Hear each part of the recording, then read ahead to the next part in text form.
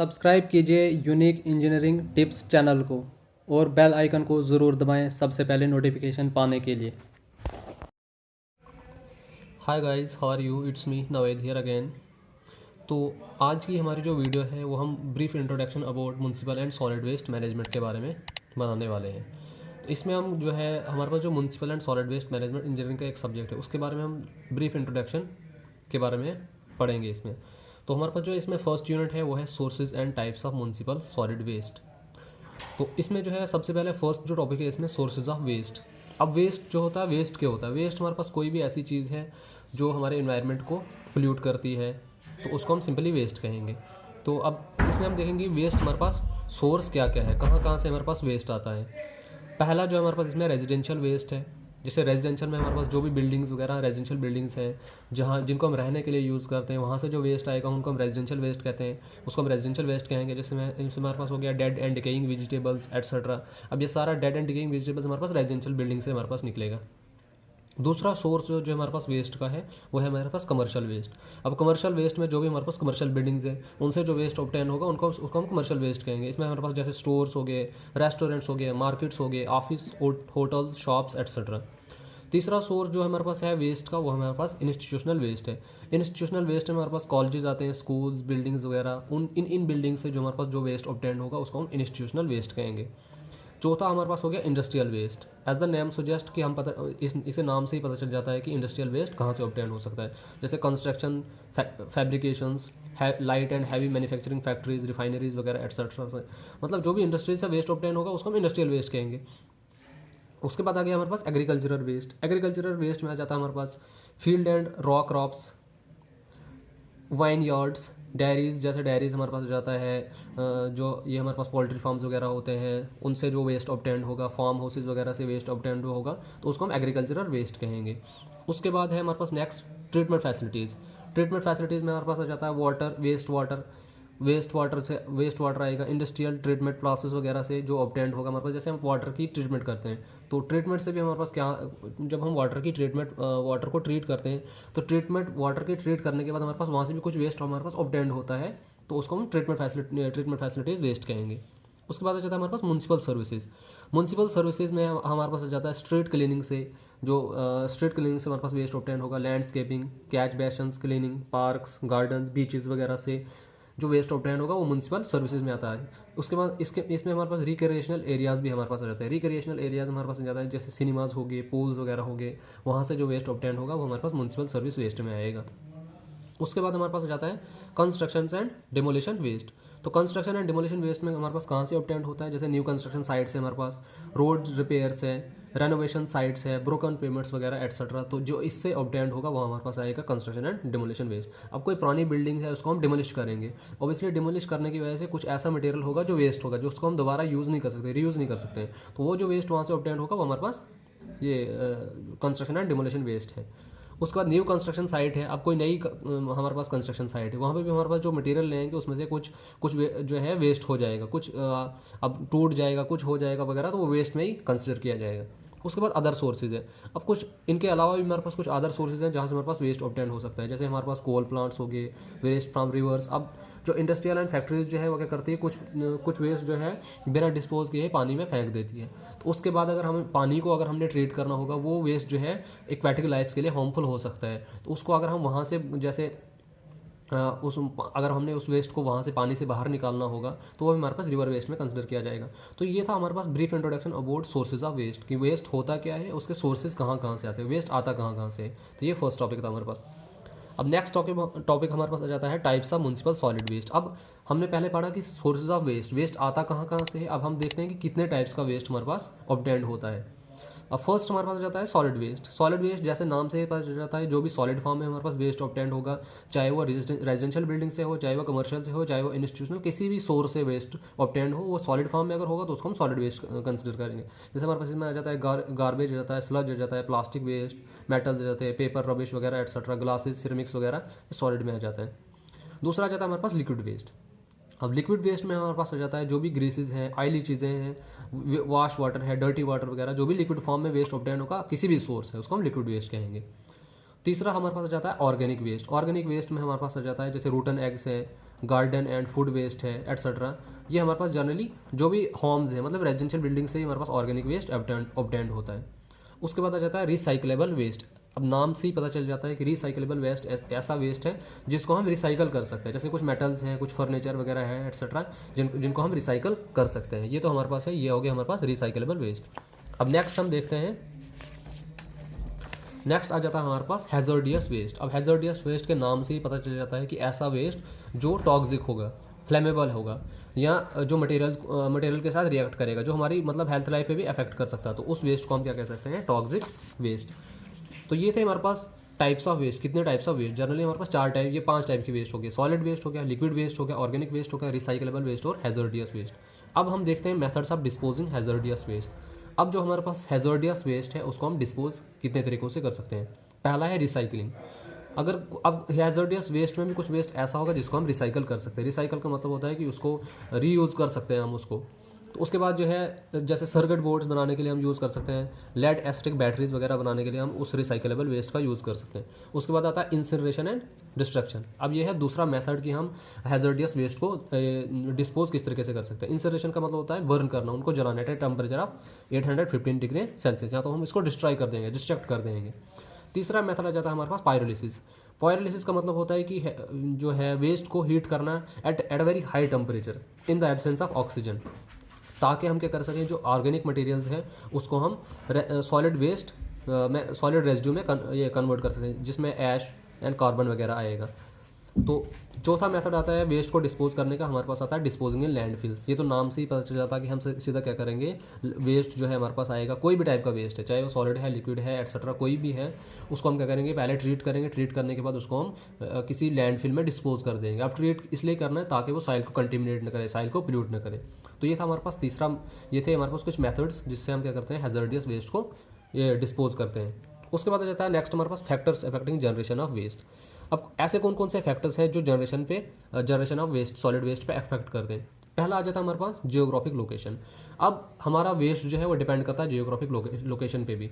अब जैसे हमारे पास सिटीज़ वगैरह से हम देखेंगे, सिटीज़ हमारे पास ज़्यादा, वहाँ से ज़्यादा वेस्ट ऑब्टेन होगा, क्योंकि हमारे पास पॉपुलेशन भी वहाँ पे ज़्यादा है, वहाँ पे हर चीज़ ज़्यादा है, वहाँ पे फैक्ट्रीज हमें मिलेगी, आपको वहाँ पे रिक्रिएशनल बिल्डिंग्स मिलेगी, ये सॉरी रिक्रिएशनल हाँ बिल्डिंग्स जिसमें मिलेंगी आपको, बस आपको ये मिलेंगे, शॉप्स वगैरह मिलेंगी, तो ऑब्वियसली वहाँ से वेस्ट ज़्यादा ऑब्टेन होगा, जनरेट होगा। सीजन ऑफ द ईयर, अब हमारा जो वेस्ट है वो सीजन ऑफ द ईयर पे भी डिपेंड करता है। समर सीजन में कुछ वेस्ट निकलेगा हमारे पास, विंटर सीजन में कुछ वेस्ट निकलेगा हमारे पास, अलग अलग सीजन पे भी हमारे पास ये डिपेंड करता है। उसके बाद है कलेक्शन फ्रीक्वेंसी। कलेक्शन फ्रीक्वेंसी का मतलब होता है कि हम कौन सा मेथड अडॉप्ट करते हैं वेस्ट को ऑब्टेन करने के लिए, तो उस पर भी डिपेंड करता है हमारे पास सॉलिड वेस्ट। ये भी एक फैक्टर है जो अफेक्ट करता है generation of solid waste. Use of kitchen waste grinders, हम किचन में कौन से ग्राइंडर्स यूज़ करते हैं, उस पर भी ये भी एक फैक्टर अफेक्ट करता है generation of solid waste. Characteristics of population of the area, ये भी एक इंपॉर्टेंट फैक्टर है, जो एक इंपॉर्टेंट फैक्टर है जो अफेक्ट करता है जनरेशन ऑफ सॉलिड वेस्ट। जो जिस एरिया से हम वेस्ट को मतलब जिस एरिया से वेस्ट जनरेट हो रहा है वहाँ की साइज़ का मतलब होता है कि एरिया कितना बड़ा है, पॉपुलेशन क्या, डेंसिटी क्या है वहाँ पे, एज फैक्टर क्या है, ये भी एक फैक्टर है जो अफेक्ट करता है करेक्टरिस्टिक्स ऑफ सॉलिड वेस्ट। उसके बाद आ जाता है एक्सटेंट ऑफ सल्वेजिंग एंड रिसाइकलिंग। अब कितने वेस्ट को हम रिसाइकल कर रहे हैं और कितना अमाउंट जो है जिसको हम डिस्पोज कर रहे हैं, ये भी एक फैक्टर अफेक्ट करता है जो जनरेशन ऑफ सॉलिड वेस्ट है। तो ये नाम से ही पता चल जाते हैं पॉइंट्स जो है इनसे कि ये किसके बारे में बात कर रहा है। उसके बाद आ जाता है पब्लिक एटीट्यूड्स। पब्लिक एटीट्यूड भी एक इंपॉर्टेंट फैक्टर है जो अफेक्ट करता है जनरेशन ऑफ सॉलिड वेस्ट। अगर पब्लिक जो है ये कोऑपरेटिव और कोऑर्डिनेट जो है, मतलब अच्छा कोऑपरेशन होगा उसका म्यूनसिपल, वहाँ के जो एरिया का म्यूनसिपल डिपार्टमेंट होगा और उनके साथ कोऑर्डिनेशन अच्छा होगा, तो वो क्या करेंगे, हमारे पास वो मैक्सिमम ट्राई करेंगे कि लेस अमाउंट ऑफ वेस्ट को वहाँ से जनरेट करें। तो पब्लिक को अवेयर रहना चाहिए, क्योंकि उससे पब्लिक का भी फायदा और म्यूनसिपल सॉलिड वेस्ट का भी फायदा। अगर हम वेस्ट को अच्छे से जनरेट मतलब लेस अमाउंट में जनरेट करेंगे, उसको डिस्पोज अच्छे से करेंगे, जो हमारे पास ये लगे होंगे ट्रॉलीज वगैरह जो साइड पे लगे होंगे, आपने देखा होगा कि रोड्स के साइड में या तो हर एरिया में एक सॉलिड वेस्ट को कलेक्ट करने के लिए ट्रॉलीज वगैरह लगी होती हैं। यस, तो उनसा अगर हम क्या करेंगे, उनमें जो है वेस्ट को डिस्पोज करेंगे, तो उससे हमारे पास हमारी हेल्थ पे भी कम इफेक्ट पड़ सकता है और हर इन्वायरमेंट पे भी कम इफेक्ट पड़ सकता है। अगर हम वेस्ट को ऐसे ही रास्ते में फेंक दें या स्ट्रीट्स वगैरह में फेंक दे, उससे हमारे पास क्या होगा कि हमारी जो है ऐसी जो है डिजीज़ क्रिएट होंगी जो हमारे हेल्थ को अफेक्ट कर सकती है। तो हमारा भी रोल होना चाहिए कि ताकि हम वेस्ट को इजीली उसको ऐसे तरीके से डिस्पोज कर सकें कि ना तो ह्यूमन हेल्थ पे कोई इफेक्ट पड़े और ना ही एनवायरनमेंट पे कोई इफेक्ट पड़े। उसके बाद आया लेजिस्लेशन। लेजिस्लेशन का मतलब होता है कि म्यूनसिपल लॉज, कि जो म्यूनसिपल कमेटी होगी उस एरिया की, उन्होंने कुछ ऐसे स्ट्रिक्ट लॉज बनाने चाहिए ताकि लोग जो है ऐसे ही मतलब किसी स्ट्रीट्स पे, रोड्स पे या ऐसे मतलब ओपन में वेस्ट को डिस्पोज न करें। अगर जो भी मतलब कोई ओपन में वेस्ट को डिस्पोज करे, उनको उनके कुछ चार्जेस वगैरह लगाने चाहिए ताकि वो नेक्स्ट टाइम ऐसा न करें। अगर ओपनली वो वेस्ट को डिस्पोज करते रहेंगे तो उससे हमारे पास हमारे इन्वायरमेंट पे इफेक्ट पड़ सकता है। तो ये था कुछ ऐसे फैक्टर्स जो हमारे पास जनरेशन ऑफ सॉलिड वेस्ट पे जो इफेक्ट करते हैं। नेक्स्ट टॉपिक हमारे पास जाता है characteristics of solid waste.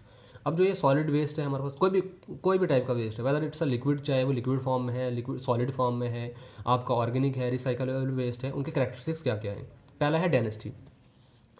Density तो आप नाम से ही पता चल जाता है कि डेंसिटी का मतलब होता है कि कितने अमाउंट ऑफ वेस्ट जो है पर एरिया या आपके या किसी भी एरिया से जनरेट हो रहा है। उसके बाद मॉइस्चर कंटेंट कितना है, कितना अमाउंट ऑफ वाटर वेस्ट में प्रेजेंट है। उसके बाद जो है साइज ऑफ वेस्ट कंस्टेंट्स। अब हमारा जो वेस्ट है उसमें एक ही टाइप के पार्टिकल्स नहीं होंगे, उसमें लिक्विड भी होगा, सॉलिड भी होगा, कुछ सेमी लिक्विड चीज़ें भी होंगी। तो हर टाइप की चीज़ें उसमें प्रेजेंट है। तो उसका साइज़ क्या है, जो भी हमारे पास जो वेरियस आइटम्स ऑफ वेस्ट है उनका साइज़ क्या है, ये भी एक कैरेक्टरिस्टिक्स ऑफ सॉलिड वेस्ट है। उसके बाद कैलोरीफिक वैल्यू। कैलोरीफिक वैल्यू का मतलब होता है कि अगर हम यूनिट वेट वेस्ट को अगर हम बर्न करेंगे तो कितनी अमाउंट ऑफ हीट जनरेट हो सकती है, उसको हम कैलोरीफिक वैल्यू कहते हैं। उसके बाद आता है केमिकल कैरेक्टरिस्टिक्स। केमिकल कैरेक्टरिस्टिक्स का मतलब होता है कि आप जो हमारे पास वेस्ट है उसमें कुछ ऐसी चीज़ें होंगी मतलब जिनमें कुछ केमिकल्स वगैरह भी होंगे। तो केमिकली अगर हम वो केमिकल कैरेक्टरिस्टिक्स क्या क्या हैं इसके वेस्ट के। उसके बाद है नेचुरल फाइबर्स। अब नेचुरल फाइबर्स कितने वेस्ट में प्रेजेंट हैं। उसके बाद आता है फील्ड कैपेसिटी। फील्ड कैपेसिटी का मतलब होता है कि कितने अमाउंट ऑफ मॉइस्चर जो वेस्ट में प्रेजेंट है उसको हम रिटेन कर सकते हैं वेस्ट के साथ। It will cause leachate action. अगर हम उस अमाउंट ऑफ मॉइस्चर्स को रिटेन नहीं कर सकते हैं, और जैसे हमने वेस्ट को डिस्पोज करना है, वेस्ट को डिस्पोज करने के लिए मैंने आपको 3 या 4 मेथड्स हम जो ऊपर हमने पढ़े। अगर हम उसको लैंड में डिस्पोज कर रहे हैं तो लैंड में डिस्पोज करने के बाद उसमें जो पानी है वो पानी जो है प्रेजेंट नहीं होना चाहिए। अगर पानी प्रेजेंट है तो वो उसमें वेस्ट में ही रहना चाहिए, नीचे सॉइल में नहीं चला जाना चाहिए। अगर वो सॉइल में चला गया तो वो लीचेट एक्शन कॉज कर सकता है। लीचेट एक्शन का मतलब होता है कि वो सॉइल की फर्टिलिटी पे अफेक्ट कर सकता है। उसके बाद आ जाता है कंप्रेसिबिलिटी। कंप्रेसिबिलिटी, अब देखो कुछ वेस्ट ऐसा होता है जिसको हम कंप्रेस कर सकते हैं, कुछ वेस्ट ऐसा होता है जिसको हम कंप्रेस नहीं कर सकते हैं। तो कंप्रेसिबिलिटी भी एक कैरेक्टरिस्टिक्स है सॉलिड वेस्ट का। उसके बाद आ जाता है हमारे पास नेक्स्ट प्रेजेंस ऑफ लिक्विड। अब जो लिक्विड है, लिक्विड कितना प्रेजेंट है सॉलिड उसमें हमारे वेस्ट में, उसमें हमारे पास जाता है ऑयल क्या प्रेजेंट है, ग्रीस कितना प्रेजेंट है, इन चीज़ की प्रेजेंट जो है ये लिक्विड में आती है। उसके बाद आता है कार्बोहाइड्रेट्स प्रेजेंस। कार्बोहाइड्रेट्स प्रेजेंस का मतलब होता है कि जैसे अब जो भी फूड आइटम्स होंगी उनमें प्रेजेंस ऑफ कार्बोहाइड्रेट्स होगा, तो ये इसकी भी हम कंसंट्रेशन फाइंड आउट करते हैं तो वो हमें पता चलता है कि कितनी प्रेजेंस है कार्बोहाइड्रेट्स की। प्रोटीन्स की प्रेजेंटेशन कितनी है। फिर आता है हमारे पास plastics, synthetic organic materials, non combustible substance कितना प्रेजेंट है। ऑर्डर हमारे पास आ जाती है स्मेल, वेस्ट की स्मेल क्या है। तो ये भी एक कैरेक्टरिस्टिक्स है। कैरेक्टरिस्टिक्स का मतलब होता है कि जिन चीज़ों से हम वेस्ट को आइडेंटिफाई कर सकते हैं। तो ये हमारे पास सारी चीज़ें हैं जिनसे हम वेस्ट को आइडेंटिफाई कर सकते हैं, चाहे वो फिजिकली है चाहे वो केमिकली है। उसके बाद पीएच वैल्यू हम वेस्ट की फाइंड आउट कर सकते हैं। कलर जब भी हमारे पास वेस्ट को अगर हम फ्रेश वेस्ट होगा उसका कलर हमेशा हमारे पास क्या हो जाता है, ग्रीन होता है या येलोइश ग्रीन होता है। अगर हमारे पास वेस्ट का मतलब अगर फ्रेश वेस्ट नहीं है तो उसका कलर हमेशा ब्लैक या ब्राउन होता है। ये है वेस्ट को आइडेंटिफाई करने का तरीका। अगर कलर से भी हम वेस्ट को आइडेंटिफाई कर सकते हैं कि कैसा फ्रेश वेस्ट है या ओल्ड वेस्ट है। तो ये थे कैरेक्टरिस्टिक्स ऑफ वेस्ट, जिन पॉइंट्स को आइडेंटिफाई मतलब देख के हम वेस्ट को आइडेंटिफाई करेंगे किस टाइप का वेस्ट है ये। हमारे पास नेक्स्ट आ जाता है हमारे पास मेथड्स ऑफ सैम्पलिंग। अब हमारे पास अब वेस्ट को हम कितने तरीकों से कलेक्ट कर सकते हैं, वो आता है हमारे पास मेथड्स ऑफ सैम्पलिंग। अब पहला मेथड आ जाता है सिंपल या रैंडम सैम्पलिंग। सिंपल या रैंडम सैम्पलिंग का मतलब होता है सिंपली हमने क्या करना है, रैंडमली वेस्ट को कलेक्ट करना है कहीं से भी। इसमें कोई हार्ड एंड फास्ट रूल नहीं है, तो रैंडमली हमने कहीं से भी वेस्ट को कलेक्ट कर लिया, वो रैंडम सैम्पलिंग में आता है। दूसरा आ जाता है हमारे पास सिस्टमेटिक सैम्पलिंग। सिस्टमेटिक सैम्पलिंग का मतलब होता है कि हम क्या करते हैं, वेस्ट को रेगुलर इंटरवल्स या जो है फिक्स्ड प्लेसेस हम क्या करेंगे, पहले एक सिस्टमेटिक ऑर्डर बना लेंगे कि हमने यहाँ से वेस्ट को कलेक्ट करना है, तो वो आ जाता है हमारे पास रेगुलर इंटरवल्स। अब सैम्पलिंग करते किस लिए हमने वेस्ट की, अगर हमने सैम्पलिंग देखेंगे तो सैम्पलिंग हमें वेस्ट की क्यों ज़रूरत पड़ती है। अगर हमने वेस्ट का टेस्ट करना है कि इसमें कितने अमाउंट ऑफ वो है, ये इम्प्योरिटीज़ कितनी प्रेजेंट है, केमिकल कैरेक्टरिस्टिक्स क्या है वेस्ट के, फिजिकल कैरेक्टरिस्टिक्स क्या है, वो तो वेस्ट को टेस्ट करने से ही पता चल जाएगा। उसके लिए हमें सैंपल को कलेक्ट करना पड़ता है। तो पहला आता है सिंपल या रैंडम सैम्पलिंग।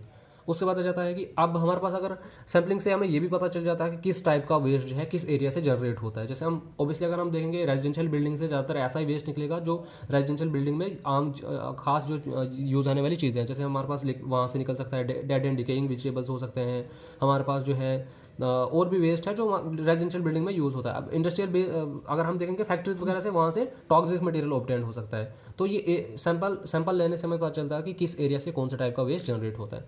उसके बाद जाता है हमारे पास स्ट्रैटिफाइड सैम्पलिंग। स्ट्रैटिफाइड सैम्पलिंग का मतलब होता है कि हम क्या करते हैं, एरिया को सब पॉपुलेशन में डिवाइड कर देते हैं based upon density of population, quantity of population.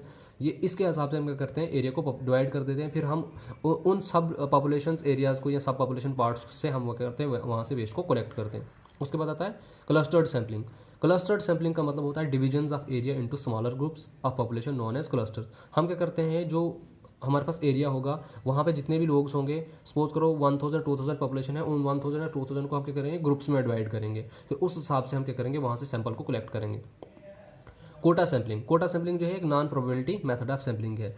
मतलब इसमें हो सकता है कुछ भी, कोई चांसेस, मतलब नॉन प्रोबेबिलिटी है। नॉन प्रोबेबिलिटी का मतलब होता है कि ये भी एक टाइप का हम कह सकते हैं कि रैंडम सैम्पल ही है। हम क्या करते हैं, सैंपल जो है रैंडमली सिलेक्ट करते हैं। इसके लिए कोई हार्ड एंड फास्ट मेथड नहीं है। इसको हम जनरली मार्केट्स वगैरह में यूज़ करते हैं। मार्केट से जब हमने सैंपल को कलेक्ट करना होगा वहाँ पे हम कोटा सैम्पलिंग मेथड का यूज़ करते हैं।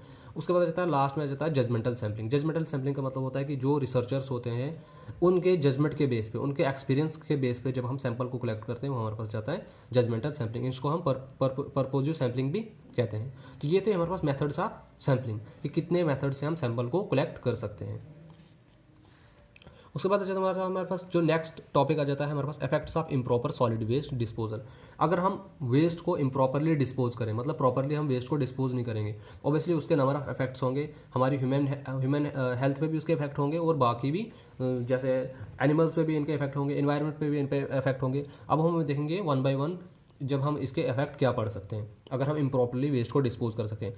पहला इसमें आ जाता है सॉइल कंटेमिनेशन। ऑब्वियसली अगर हम वेस्ट को जो हम लैंड में जब हम डिस्पोज कर देते थे, तो डिस्पोज करने से पहले हमें वेस्ट को प्रॉपरली क्या करना पड़ता है, ट्रीट करना पड़ता है, तब जाके हमें इसको डिस्पोज करना चाहिए। अगर हम वेस्ट को बगैर ट्रीटमेंट के ही सॉइल में इसको हम क्या कर दें, डिस्पोज कर दें, तो ऑब्वियसली ये सॉइल को कंटेमिनेट कर देगा, सॉइल की फर्टिलिटी पे इफेक्ट कर सकता है, सॉइल को जो है इसमें क्या कर सकता है, नंबर ऑफ प्रॉब्लम जो है सॉइल में काज कर सकता है, कंटेमिनेट कर देगा इसको।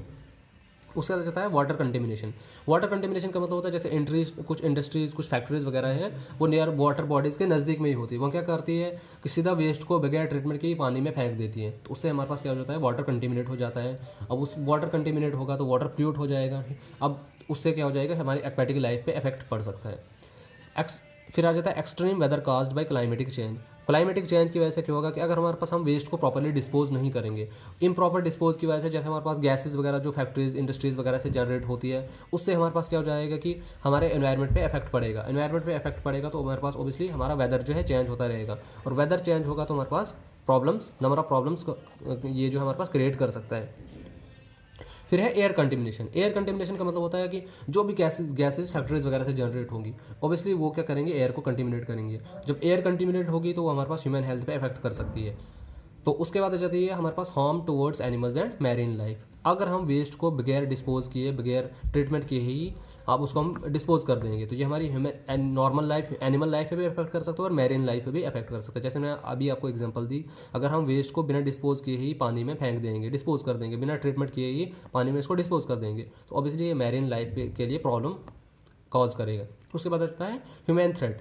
ह्यूमन थ्रेट भी है। अगर हम सिंपल जो है, जैसे मैंने आपको पहले एग्जांपल दी कि जो म्यूनसिपल सॉलिड वेस्ट मैनेजमेंट है या म्यूनसिपल डिपार्टमेंट जो है, उनका ये रोल होना चाहिए कि वो पब्लिक को इस चीज़ से रोके कि हमारे पास वो ओपन में वेस्ट को डिस्पोज न करें। अगर वो ओपनली वेस्ट को डिस्पोज करते रहेंगे, उससे हमारे पास ह्यूमन हेल्थ पे इफेक्ट पड़ सकता है। मलेरिया काज हो जाएगा, डेंगू काज हो जाएगा, ऐसे ऐसे नंबर ऑफ डिजीजेज क्रिएट हो सकती हैं जो हमारी हेल्थ को अफेक्ट कर सकते हैं। स्किन इरिटेशन वगैरह हो सकता है अगर हम वेस्ट को ओपन में डिस्पोज करेंगे। तो ये थे ill effects of improper solid waste disposal. ये इंसान खुद भी देख सकता है कि क्या क्या इल इफेक्ट्स हो सकते हैं इम्प्रॉपर डिस्पोजल ऑफ वेस्ट की वजह से।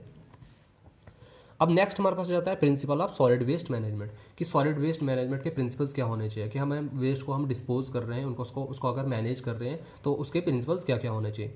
Reducing the quantity of material used.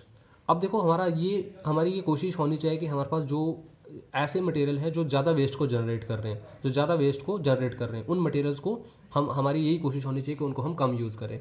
मतलब जो वेस्ट अगर हम देखेंगे रेजिडेंशियल बिल्डिंग्स में, हमने उन चीज़ों को अवॉइड करना चाहिए जो ज़्यादा वेस्ट जनरेट कर रहे हैं। इससे क्या होगा कि अगर हम एक बिल्डिंग से अगर कम वेस्ट जनरेट होगा तो पूरे एरिया से ही ऑब्वियसली वेस्ट की कंसंट्रेशन कम हो जाएगी। अगर वेस्ट की कंसंट्रेशन कम हो जाएगी तो हमारे पास आगे जो डिपार्टमेंट है, जैसे हमारे पास म्युनिसिपल सॉलिड वेस्ट डिपार्टमेंट है, उनको डिस्पोज करने में भी आसानी हो जाएगी। तो हमारी यही कोशिश रहनी चाहिए कि हम लेस से लेस वेस्ट को जनरेट कर सकें।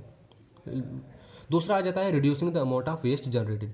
अब हमारे पास जो वेस्ट जनरेट हो गया उसको हमें, उसकी क्वांटिटी को हमें रिड्यूस करना चाहिए। अब वो कैसे कर सकते हैं हम रिड्यूस? हम अब हमने उसमें से ऐसा देखना कि अगर कुछ वेस्ट है जो रिसाइकल हो सकता है तो उसको रिसाइकल कर दो, तो जो नहीं हो सकता तो उसको डिस्पोज कर दो। उससे हो जाएगा कि उसकी क्वांटिटी भी रिड्यूस हो जाएगी। Management of construction and demolition of waste. हमने क्या करना है कि जो भी हमारे पास इसको वेस्ट को डिमोलिश वगैरह करने के लिए जो है, जो मैनेजमेंट वगैरह, जो हम मेथड्स वगैरह यूज़ करने हैं, उनको हमने प्रॉपरली मतलब उसको उनकी जो वर्किंग वगैरह जो है उसको प्रॉपरली मैनेज करना है। उसके बाद आ जाता है हमारे पास मटेरियल स्पेसिफिकेशंस। अब कुछ ऐसा मटेरियल है जिनको हम रिसाइकल वगैरह कर सकते हैं, तो उसके हिसाब से उनको आइडेंटिफाई करना है। जिस मटेरियल को हम रिसाइकल कर सकते हैं उनको रिसाइकल कर लो, जिनको ट्रीटमेंट की ज़रूरत पड़ेगी उनको ट्रीट कर दो, जिनको नहीं पड़ेगी तो उनको डिस्पोज कर दो। अब जैसे वेस्ट में कुछ बायोडिग्रेडेबल वेस्ट आता है और नॉन बायोडिग्रेडेबल वेस्ट आता है। बायोडिग्रेडेबल होता है कि जिसको जो डिस्पोज हो जाएगा, नॉन बायोडिग्रेडेबल होता है जो डिस्पोज नहीं हो जाएगा, मतलब डिग्रेड नहीं हो सकता है। तो उनको हमने आइडेंटिफाई करना होता है। तो जिसको ट्रीटमेंट की ज़रूरत है उस वेस्ट को ट्रीट करके फिर डिस्पोज कर दो, जिसको ट्रीटमेंट की ज़रूरत नहीं है तो उसको बगैर ट्रीट के ही डिस्पोज कर दो। अगर हम होल वेस्ट को ट्रीट करने बैठेंगे तो हमारे पास जो ट्रीटमेंट कास्ट जो है भी वो भी इंक्रीज हो जाएगी, क्योंकि उसमें टोटल वेस्ट में कुछ ऐसा भी वेस्ट है जिसको ट्रीटमेंट की ज़रूरत थी ही नहीं, लेकिन फिर भी हम उसको ट्रीट कर रहे थे। तो ऐसा इस चीज़ को हमें अवॉइड करना है। उसके बाद आ जाता है हमारे पास next provisions of cycling space. अब जहाँ पे हम उसको रिसाइकलिंग कर रहे हैं वेस्ट को, वहाँ पे जो स्पेस वगैरह की ज़रूरत है उसको भी हमें मैनेज प्रॉपरली करना होता है। उसके बाद आ जाता है, अब देखो वेस्ट को हमने क्या करना है, ये एक फ्लो डायग्राम के जरिए मैंने आपको समझाने की कोशिश की है। यहाँ पे वेस्ट को हमेशा हमें क्या करना है, प्रिवेंट करना है। मतलब मैंने आपको यही बोला था कि हमारी यही कोशिश होनी चाहिए कि वेस्ट जितना लेस जनरेट हो उतना उसको जनरेट करने की कोशिश करनी है। फिर उसके बाद होता है कि अगर कुछ वेस्ट उसमें रीयूज़ हो सकता है, जिसको हम रीयूज़ कर सकते हैं, रिसाइकल वगैरह कर सकते हैं, तो उसको हमें रीयूज़ या रिसाइकल करना है। जैसे हमारे पास 3R जाते हैं हमारे पास, रिड्यूस, रीयूज़ एंड रिसाइकल। तो उसका यही मतलब है कि वेस्ट को जितना रीयूज़ हो सकता है उसको रीयूज़ करो या तो उसको रिसाइकल कर दो। फिर है एनर्जी रिकवरी। एनर्जी रिकवरी का मतलब होता है कि अगर हम वेस्ट को जैसे उसको अगर हम बर्न करें, बर्न से हमारे पास जो आती है वो हीट प्रोड्यूस हो सकती है। तो उस हीट को हमें चाहिए कि उस हीट को हम किसी पर्पज़ के लिए यूज़ कर सकें, ताकि हमारे पास यहाँ से दो बेनिफिट हो सकते हैं। हमारा वेस्ट जो है वो भी बर्न हो जाएगा और उस हीट से हम कोई और बेनिफिट भी ले सकते हैं। फिर लास्ट में हमारे पास जो ऐश वगैरह बची उसको बर्न करने के बाद उसको हम डिस्पोज कर सकते हैं। फिर वो ना ही साइल को कंटेमिनेट करेगी और ना ही किसी को कोई और प्रॉब्लम्स क्रिएट करेगी। फिर 9th पॉइंट जो इसमें आ जाता है public awareness about solid waste management. अब देखो पब्लिक को हम कैसे अवेयर कर सकते हैं ताकि वो वेस्ट को प्रॉपरली मैनेज करें। अब देखो मैंने जैसे आपको पहले ही बोला था कि जो म्यूनसिपल डिपार्टमेंट है किसी भी एरिया का, उसका ये रोल होना चाहिए कि वो लोगों को पब्लिक मीटिंग्स के जरिए उनको अवेयर करवाए या अवेयरनेस प्रोग्राम्स बढ़ाए, या तो मास मीडिया या मीडिया के जरिए उनको अवेयर करे, ताकि आपको जो वेस्ट है उसको पब्लिक जो है ओपन एनवायरनमेंट में आपने डिस्पोज नहीं करना। उसको क्या करना है, पहले अगर या तो जो हमारे पास वो वेस्ट कलेक्शन जो सैंपल को कलेक्ट करने के लिए या जो वेस्ट को कलेक्ट करने के लिए जो डस्टबिन्स वगैरह लगे होते हैं उनमें फेंको, ताकि उससे क्या होगा कि ना ही एनवायरनमेंट पर इफेक्ट पड़े और ना ही बाकी किसी चीज़ पे इफेक्ट पड़े। और उसके बाद जो है उसके बाद जो है अवेयरनेस प्रोग्राम्स के जरिए भी हम उनको इन्फॉर्मेशन वगैरह दे सकते हैं, पब्लिक अवेयरनेस ये वेस्ट को ये प्रॉपरली मैनेज करने के लिए। तो लास्ट पॉइंट आ जाता है हमारे पास role of NGOs in solid waste management. अब करंटली अगर देखोगे हमारे पास इतने अनलिमिटेड नंबर ऑफ एनजीओज जो है करंटली वर्क कर रहे हैं वेस्ट को मैनेज करने के लिए। उनका मेन रोल ये है कि वो वेस्ट को पहले कलेक्ट करते हैं और दूसरे उसको क्या करते हैं, फिर उसको प्रॉपरली डिस्पोज करते हैं। अब एनजीओज का रोल यही होता है कि वो पब्लिक को अवेयर करते रहते हैं कि वेस्ट पब्लिक जो ओपन एनवायरनमेंट ना फेंको, वेस्ट को हमेशा आप डस्टबिन में कलेक्ट करो। अब वेस्ट भी अलग अलग टाइप्स के होते हैं, जैसे मैंने आपको पहले ही बोला था सॉलिड वेस्ट अलग है, लिक्विड वेस्ट अलग है, टॉक्सिक अलग है, हज़ार्डियस वेस्ट वगैरह आता है। तो उसके लिए हमारे पास अलग अलग किस्म के डस्टबिन लगे होते हैं। वो हम सेकंड यूनिट में हम पढ़ेंगे कि किस टाइप का वेस्ट हमें किस टाइप की बिन्स में हमें कलेक्ट करना होता है। तो ये था हमारे पास brief introduction about municipal and solid waste management. जो फर्स्ट यूनिट था हमारे पास sources and types of municipal solid waste management. I hope कि आपको क्लियर हो गया होगा। तो नेक्स्ट वीडियो में हम जो इसका सेकंड यूनिट है उसके बारे में हम डिस्कस करेंगे। तो प्लीज़ मेरे मेरा यूट्यूब चैनल है यूनिक इंजीनियरिंग टिप्स, उसको सब्सक्राइब करना ना भूलें और वीडियो को लाइक और शेयर ज़रूर कीजिए। Thank you.